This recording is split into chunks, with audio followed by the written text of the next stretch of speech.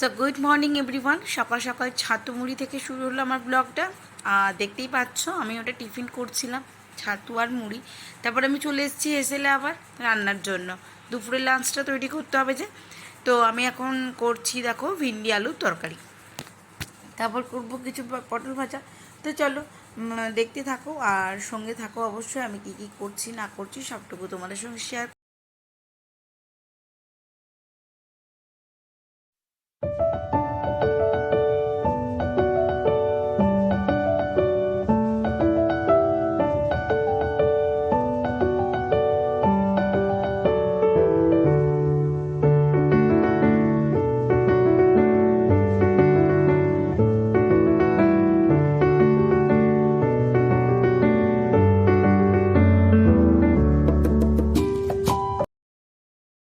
তো চলুন, আমার আজকে দুপুরে লাঞ্চ সম্পূর্ণ রেডি হয়ে গেছে। আর একবার আজকের লাঞ্চ আপনার সঙ্গে শেয়ার করিতেই তো আজকে হয়ে গেল স্যাটারডে, আর এখন টাইম হয়ে গেল 12:30। এটা হয়ে গেছে আম দিয়ে মুসুরির ডাল, এটা হলো লাউয়ের তরকারি, এটা দেখালাম লাউয়ের তরকারি। এখানে ভেজেছি কিছুটা পটল, আর এটা করলা আলু সেদ্ধ,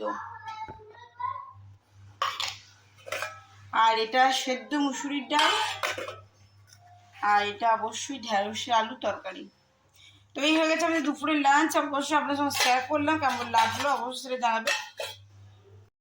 তো এখন বাজে ঘড়িতে 8:59, মানে ওই 9টায় আমি আবারও একবার স্নান করে নিয়েছি। সকালে রান্নাবান্না করার পর একবার করেছিলাম। তো চলো, আমার কেকের বেসটা তৈরি হয়ে গেছে, কালকে অর্ডারের কেকের। তো কেকটা আমি এখনো গরম আছে, তাই বেসটা ফ্রিজে আপাতত রেখেছি। আর তো চলো, আমি রাতে ডিনারটা তৈরি করিনি, তরকারি সবই আছে, খালি যেটা করবো সেটা হলো একটু ভাত করবো, ভাতই বসাবো। তো বেশ সঙ্গে থাকো আর দেখতে থাকো। আজকে ব্লগটা আমি রাতে ডিনারের সঙ্গে শেষ করবো। তো বন্ধুরা, রাতে ডিনারের সঙ্গে তো শেষ হয়নি, তো আমি এখনও অনেকখানি রাত, এখন আমি করছি কেক রেডি, দেখতেই পাচ্ছ। কারণ কাল সকালে 5 তারিখ, আমার অনেক কাজ আছে। তো এখন বাজে ঘুরিতে 2:30, এখনও পর্যন্ত আমি আমার কাজ করে যাচ্ছি। তো দেখো, চলো তোমাদেরকে দেখায় যে কতটুকু হয়েছে। বাকিটা এবার কাল সকালে বাকিটুকু রেডি করবো। ঘড়িতে 6:45, আর আমার যাবতীয় সমস্ত কাজকর্ম, গাছে জল দেওয়া,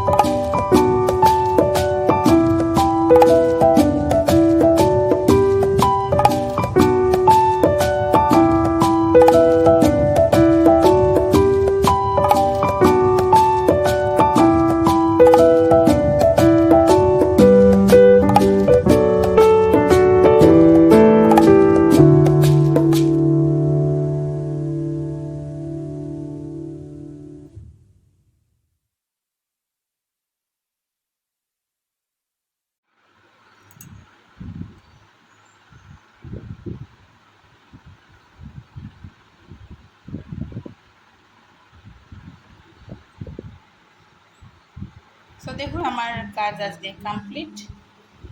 এটা টোটালটাই এগলেস একটা কেক, বাটারস্কচ ফ্লেভারের মধ্যে আছে। কেমন লাগছে অবশ্যই জানাবেন কেকটা। আর উপরের ফ্রস্টিংটা শুধুমাত্র একটুখানি ক্রিম দিয়ে ডেকোরেশন করা।